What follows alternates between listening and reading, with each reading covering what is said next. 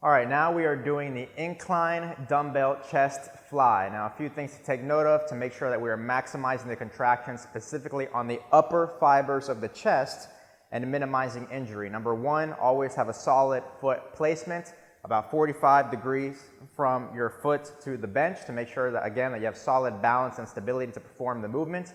Number two, you're going to pinch your shoulder blades behind each other and stick your chest out to make sure that you're maximizing the contraction specifically on that upper fibers of the chest. Lastly, but certainly not least, when you come out, you want to make sure, almost like you're hugging a tree, right? Each dumbbell is going to come out on the sides of your chest. You're going to come down and get a nice deep, wide stretch on the chest, stretch the fibers. You're going to press back up and squeeze the dumbbells together, almost like you're hugging a tree, right? Now, one quick tip of what I personally do to minimize stress on the shoulder and rotator cuff and maximize contraction on the chest is that I actually rotate the wrists on the way down, almost going into a pressing movement, right? So rotate the wrist, come down, and then as I come up, I rotate the wrists back so that the palms are facing each other and I touch the dumbbells together. So one last time, slowly coming down, rotating the wrists into a press, then pressing up and slowly rotating the wrist back to the starting position, making sure that I'm squeezing the chest the entire movement,